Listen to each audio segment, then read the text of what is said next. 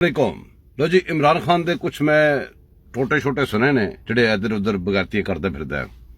कल परसों की गल है, कुछ सैमीनार जिहा बना के बैठा सी, उत्थे तकरीरां कर रहा सी ते उत्थे फरमा रहा सी कि जी ए देखो कि भी मैनू ISI ते फलाने फलाने बड़े अरसे तो फाइलां दे रहे ने, फलाना कर रहे ने। तुहानूं याद हैगा इमरान रियाज इहदा टट्टू जिहड़ा हैगा, वो भी कहता आपने मुझे दिखाई थी, आपने मुझे वीडियो दिखाई, आपने मुझे एविडेंस दिखाए। ਉਹੀ ਗੱਲਾਂ इमरान खान कह रहे थे। ਇਹਦਾ ਮਤਲਬ ਹੈ ਕਿ ਜਿਹੜੇ ਬੰਦੇ ਭੌਂਕ ਰਹੇ ਹੁੰਦੇ ਨੇ ਉਹ ਸਾਰੇ इमरान खान ਦੀ ਲਿਖੀਆਂ ਗੱਲਾਂ ਬੋਲ ਰਹੇ ਹੁੰਦੇ ਨੇ, ਕਿਉਂਕਿ ਉਹਨਾਂ ਤੋਂ ਬਾਅਦ इमरान खान ਖੁਦ ਵੀ ਬੋਲ ਰਿਹਾ ਹੁੰਦਾ, ਉਹਨਾਂ ਤੋਂ ਪਹਿਲੇ ਜਾਂ ਉਹਨਾਂ ਤੋਂ ਬਾਅਦ ਚੋਂ। ਹੁਣ ਤੁਸੀਂ ਇਹ ਅੰਦਾਜ਼ਾ ਕਰੋ ਇਹਦਾ ਤਰਜਮਾ ਕੀ ਬਣਦਾ ਹੈ। ਇਹਦਾ ਤਰਜਮਾ ਇਹ ਬਣਦਾ ਹੈ ਕਿ इमरान खान ਸਾਹਿਬ ਕਹਿਣਾ ਚਾਹ ਰਹੇ ਨੇ ਕਿ ਜਨਾਬ ਜੀ ਮੈਂ ਜਿਹੜਾ ਸਭ ਕੁਝ ਕੀਤਾ ਹੈ ਨਾ, ਉਹ ਸਾਰਾ ਕੁਝ ਮੈਂ ਇਕੱਲੇ ਨੇ ਨਹੀਂ ਕੀਤਾ, ਉਹ ਮੇਰੇ ਕੋਲ ਕਰਵਾਇਆ ਗਿਆ, ਲਿਹਾਜ਼ਾ ਤੁਸੀਂ ਮੇਰੀ ਜਾਨ ਦੇ ਪਿੱਛੇ ਨਾ ਪਵੋ। ਇਹ ਸ਼ਾਇਰ ਦਾ ਤਰਜਮਾ ਬਣ ਰਿਹਾ।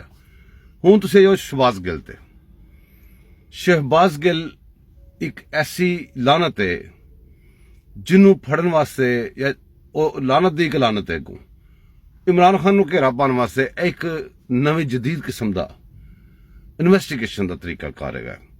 ਇਹਦਾ ਉੱਥੋਂ ਆਣਾ, ਜੁਡੀਸ਼ੀਅਲ ਰਿਮਾਂਡ ਤੇ ਜਾਣਾ ਤੇ ਫਿਰ ਵਾਪਸੀ ਵੱਲ ਖਿੱਚਣਾ, ਇਹ ਇੱਕ ਤਫਤੀਸ਼ ਦਾ ਹਿੱਸਾ ਹੈਗਾ ਸੀ।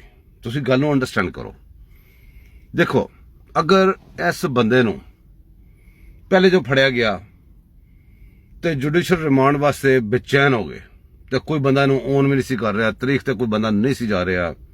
ਸ਼ਹਿਬਾਜ਼ ਗਿੱਲ ਨੇ ਗਿਲਾ ਵੀ ਕੀਤਾ ਸੀ ਕਿ ਜਿਨ੍ਹਾਂ ਵਾਸਤੇ ਮੈਂ ਸਭ ਕੁਝ ਕੀਤਾ ਹੈ, ਉਹ ਤੇ ਮੈਨੂੰ ਰੋਟੀ ਦੇਣ ਵੀ ਨਹੀਂ ਆਏ। ਪੁਲਿਸ ਵਾਲਿਆਂ ਨੂੰ ਮੈਂ ਰੋਟੀ ਦਿੱਤੀ, ਪੁਲਿਸ ਵਾਲਿਆਂ ਨੇ ਕੱਪੜੇ ਤੇ, ਤੁਹਾਨੂੰ ਯਾਦ ਹੋਏਗਾ।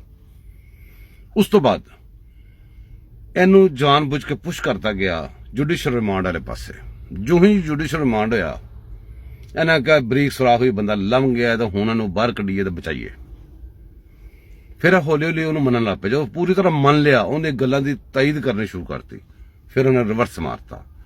ਹੁਣ ਰਿਵਰਸ ਜਿਹੜਾ ਹੈ ਉਹ ਇਹਨਾਂ ਦੀ ਜਾਨ ਦੇ ਲਾਲੇ ਪਏ ਨੇ। ਇਹ ਸੋਚਦੇ ਨੇ ਕਿ ਵਾਪਸ ਗਿਆ ਤਾਂ ਕੰਮ ਸਾਰਾ ਖਰਾਬ ਹੋ ਜਾਣਾ। ਹੁਣ ਤੁਸੀਂ ਮੰਨ ਵੀ ਚੁੱਕੇ ਆ। ਤੁਸੀਂ ਦੇਖੋਗੇ ਹੁਣ ਇਹਦਾ ਜ਼ਿਆਦਾ ਜ਼ੋਰ ਹੈਗਾ, ਪਹਿਲੇ ਘੱਟ ਜ਼ੋਰ ਸੀ ਇਹਨਾਂ ਦਾ। ਉਹਦੀ ਰੀਜ਼ਨ ਇਹੋ ਹੀ ਹੈਗੀ ਹੈ ਕਿ ਹੁਣ ਮੰਨ ਚੁੱਕੇ ਨੇ ਸਾਰਾ ਕੁਝ, ਹੁਣ ਉਹਦੀ ਗੱਲ ਦੀ ਤਾਈਦ ਕਰ ਚੁੱਕੇ ਨੇ, ਪਹਿਲੇ ਤਾਈਦ ਨਹੀਂ ਸੀ ਕਰਦੇ। ਉਹਨਾਂ ਫਸ ਗਏ ਨੇ ਇੱਥੇ, ਉਹਨਾਂ ਨੇ ਅੰਦਰ ਜਾਣਾ ਹੀ ਜਾਣਾ ਹੈ, ਉਹਨੇ ਸਾਰੇ ਐਵੀਡੈਂਸ ਦੇਣੇ ਹੀ ਦੇਣੇ ਨੇ, ਉਹਦੀ ਵਜ੍ਹਾ ਤੋਂ ਅੱਗੇ ਇਨਵੈਸਟੀਗੇਸ਼ਨ ਚੱਲਣੀ ਹੈ। ਬਹਰਹਾਲ ਐਡੇ ਡਰਾਮੇ ਇੱਥੇ ਕਰ ਰਹੇ ਆ। ਤੁਸੀਂ ਤੇ ਤੁਹਾਨੂੰ ਬੜੇ ਅਜੀਬ ਲੱਗ ਰਹੇ ਹੋਣਗੇ, ਇਹ ਕੋਈ ਅਜੀਬ ਗੱਲ ਨਹੀਂ। ਇਹ ਜਿਹੜੀ ਕਚਹਿਰੀਆਂ ਨੇ ਇੱਥੇ ਰੋਜ਼ ਇਹੋ ਜਿਹੇ ਕਈ ਜਿਹੜੇ ਹੈਗੇ ਨਾ, ਇਹੋ ਜਿਹੇ ਗਿੱਲ ਛਿੱਲ ਆਉਂਦੇ ਨੇ, ਇਸ ਲਈ ਡਰਾਮੇ ਕਰਦੇ ਨੇ, ਇਸ ਲਈ ਸਭ ਕੁਝ ਹੁੰਦਾ। ਪੁਲਿਸ ਵਾਲਿਆਂ ਨੂੰ ਪੈਸੇ ਵੀ ਲਾਉਂਦੇ ਨੇ ਤੇ ਉੱਥੇ ਮਰੀਜ਼ ਬਣ ਜਾਂਦੇ ਨੇ ਆ ਕੇ, ਤੇ ਇੰਜ ਜੱਜਾਂ ਦੇ ਸਾਹਮਣੇ ਆ ਕੇ ਕੋਰਟਾਂ ਦੇ ਵਿੱਚ ਇੰਜ ਡਰਾਮੇ ਕਰਦੇ ਨੇ। ਇਹ ਕੋਈ ਨਵੀਂ ਗੱਲ ਨਹੀਂ ਹੈ, ਇਹ ਛੋਟੀ ਜਿਹੀ ਆਮ ਜਿਹੀ ਗੱਲ ਹੈਗੀ ਹੈ। ਇਹਨੂੰ ਈਜ਼ੀ ਲਵੋ।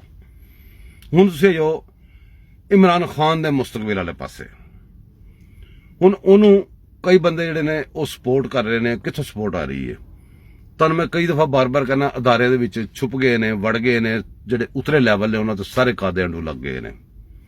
ਇਹ ਕਾਦਿਆਂਡੂ ਜਿਹੜੇ ਨੇ, ਉਹਨਾਂ ਸਿਆਸੀ ਵਿੰਗ ਜਿਹੜੇ ਮਰਾਂਡੂ ਹੈਗੇ ਨੇ, ਇਹ ਆਪਣੇ ਸਿਆਸੀ ਵਿੰਗ ਨੂੰ ਬਚਾਉਣ ਵਾਸਤੇ ਉਹ ਪੂਰੀ ਜਦੋਜਹਿਦ ਕਰ ਰਹੇ ਨੇ, ਜਦ ਕਿ ਪਾਕਿਸਤਾਨੀ ਆਪਣੇ ਪਾਕਿਸਤਾਨ ਨੂੰ ਬਚਾਉਣ ਵਾਸਤੇ ਕੋਈ ਜਦੋਜਹਿਦ ਨਹੀਂ ਕਰ ਰਿਹਾ, ਸਿਰਫ ਤੋਂ ਸਿਰਫ ਹਾਸਾ ਮਜ਼ਾਕ ਸ਼ੁਗਰ ਮੇਲਾ ਲਾ ਰਹੇ ਆ। ਅੱਗੇ ਹੁਣ ਅਸੀਂ ਗੱਲ ਕਰਨੇ ਆ ਸਾਡੇ ਕੋਰਟਾਂ ਦੀਆਂ।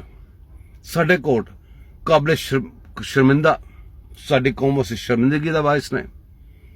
ਸਾਡੀ ਕੌਮ ਦੇ ਬਹੁਤ ਸਾਰੇ ਮਾਲ ਦੇ ਉੱਤੇ ਮਰਾਤ ਲੈ ਕੇ, ਪਲਾਟ ਲੈ ਕੇ ਇਹ ਲੋਕ ਪਾਕਿਸਤਾਨੀਆਂ ਵਾਸਤੇ ਕੁਛ ਨਹੀਂ ਕਰਦੇ। ਤੁਸੀਂ ਪਿਛਲੇ 10 ਸਾਲਾਂ ਦੇ ਕੇਸ ਚੈੱਕ ਕਰਕੇ ਦੇਖ ਲਓ। ਇੱਕ ਆਮ ਪਾਕਿਸਤਾਨੀ ਦਾ, ਇੱਕ ਆਮ ਪਾਕਿਸਤਾਨੀ ਜਿਹੜਾ ਉੱਥੇ ਪੈਦਾ ਹੋਇਆ, ਜਿਹੜਾ ਬਾਈ ਬਰਥ ਪਾਕਿਸਤਾਨੀ ਹੈ, ਜਿੰਦਾ ਹੱਕ ਬਣਦਾ ਹੈ, ਜਿਹਦੇ ਮਾਲ ਤੇ ਪੈਸਾ ਲੈ ਕੇ ਖਾਂਦੇ ਨੇ, ਜਿਹਦੇ ਮਾਲ ਤੇ ਜੀਂਦੇ ਨੇ, ਜਿਹਦੇ ਮਾਲ ਤੇ ਮਰਾਤ ਲੈਂਦੇ ਨੇ, ਜਿਹਦੇ ਮਾਲ ਤੇ ਆਪਣੀ ਕੁੜੀ ਲਵਾ ਕੇ ਉਹਦੀ ਤਨਖਾਹ ਦੀ ਮਦਦ ਦੀ ਰਿਸ਼ਵਤ ਖਾਂਦੇ ਨੇ, ਬੰਦਿਆਲ ਦੀ ਕੁੜੀ ਤਰ੍ਹਾਂ, ਸ਼ਹਿਰ ਬੰਦਿਆਲ ਤਰ੍ਹਾਂ।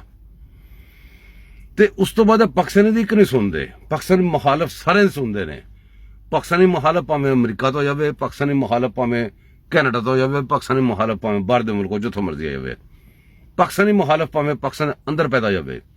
ਇਹਨਾਂ ਨੇ ਜਦੋਂ ਸੁਣਨੀ, ਜਦੋਂ ਕੇਸ ਪਹਿਲੇ ਲੱਗਣਾ ਹੈ, ਤਾਰੀਖ ਲੱਗਣੀ ਹੈ, ਪਾਕਿਸਤਾਨ ਦੇ ਅਗੇਂਸਟ ਜਿਹੜੇ ਬੰਦੇ ਨੇ ਉਹਨਾਂ ਦੇ ਲੱਗਣੀ ਹੈ, ਜਿਹੜੀ ਕਿ ਬੜੀ ਸ਼ਰਮਿੰਦਗੀ ਦਾ ਬਾਇਸ ਹੈ ਪਾਕਿਸਤਾਨੀਆਂ ਵਾਸਤੇ। ਓਵਰਸੀਜ਼ ਪਾਕਿਸਤਾਨੀ ਗੱਲ ਕਰਦੇ, ਜਦੋਂ ਅਸੀਂ ਆਪਣੇ ਪਾਕਿਸਤਾਨ ਦੀ ਗੱਲ ਜਦੋਂ ਕਰਨੇ ਆ ਬਾਹਰ, ਕਾਦੀਆਨੀਆਂ ਨੂੰ ਛੱਡ ਦਿਓ, ਉਹ ਉਹਨਾਂ ਦੇ ਇੱਕ ਅਲੱਗ ਲੈਨ ਹੈ, ਉਹਨਾਂ ਦਾ ਮਜ਼ਹਬੀ ਫਰੀਜ਼ ਹੈ।